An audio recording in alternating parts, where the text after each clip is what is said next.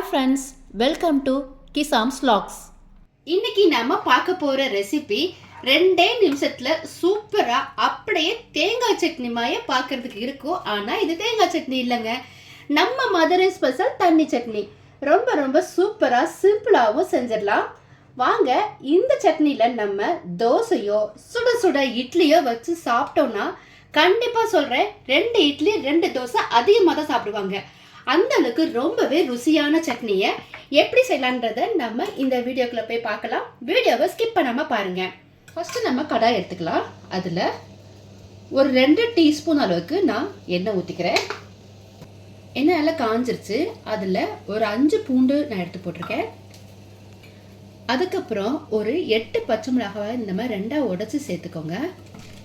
இப்போது இந்த பூண்டும் இந்த பச்சை மிளகாவையும் நல்லா வதக்கிக்கோங்க. இப்போ பாருங்கள், நம்மளுடைய பச்சை மிளகாய் நல்லா வதக்கிடுச்சு. இந்த டைமில் 2 வெங்காயம் சேர்த்துக்கிறேன்.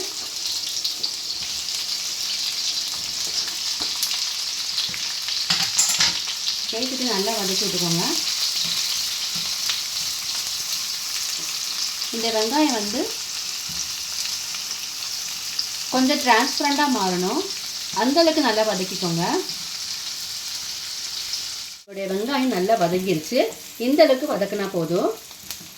இப்போ இது நல்லா ஆறட்டும். இப்போ பாருங்க, வெங்காயம் நல்லா ஆறிடுச்சு. இதை மிக்ஸி ஜாரில் சேர்த்துடலாம்.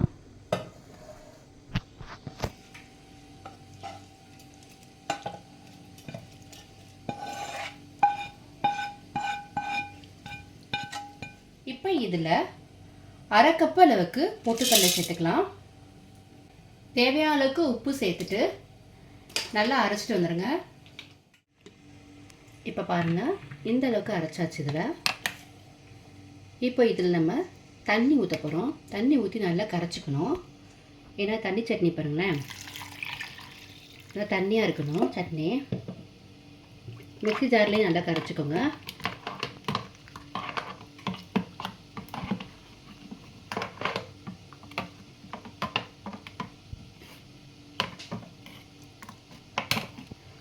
இப்போவும் உங்களுக்கு கொஞ்சம் கட்டியாக தான் இருக்குது. நான் இன்னும் கொஞ்சம் தண்ணி ஊற்றிக்கிறேன்.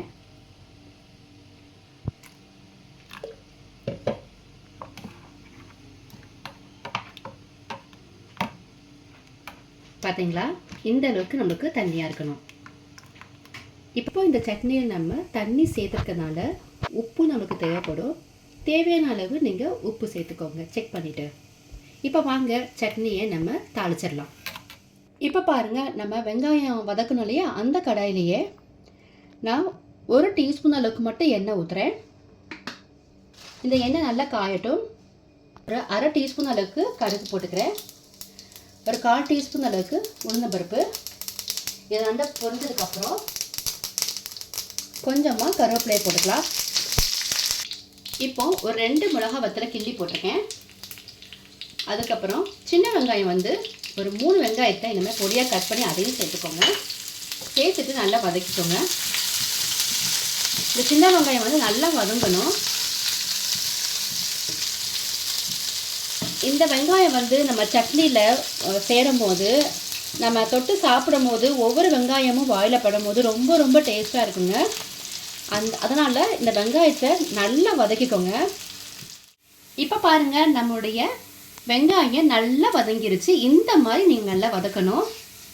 இதுக்கப்புறம் நம்ம இதை ஆஃப் பண்ணிடலாம். தாளிப்பு ஒரு 50% ஆறுனதுக்கப்புறம் தான் நம்ம சட்னியை ஊற்றணுங்க. ஏன்னா பொட்டுக்கடலை போட்டு அரைச்சிக்கனால சூடாக நீங்கள் ஊற்றுனீங்கன்னா பொட்டுக்கடலை ஒரு மாதிரி கொலன்னு தந்துடும். அதனால நல்லா ஆறுனதுக்கப்புறம் தான் இதை அந்த பாத்திரத்தில், அதாவது கடாயில் போட்டு நல்லா மிக்ஸ் பண்ணிவிட்டு நம்ம விட்டோம்னா சூப்பரான சட்னி ரெடி ஆயிடுச்சு. இது தாங்க எங்கள் ஊர் மதுரை தண்ணி சட்னி. கண்டிப்பாக ட்ரை பண்ணி பாருங்கள். ட்ரை பண்ணி பார்த்துட்டு உங்களுடைய கமெண்ட்ஸை சொல்லுங்கள். அப்படியே எங்களுடைய கிசாம் சேனலையும் சப்போர்ட் பண்ணுங்கள். லைக் பண்ணுங்கள், ஷேர் பண்ணுங்கள், சப்ஸ்கிரைப் பண்ணுங்கள். மறக்காமல் அந்த பெல் ஐக்கானையும் கிளிக் பண்ணிடுங்க. தேங்க்ஸ் ஃபார் வாட்சிங்.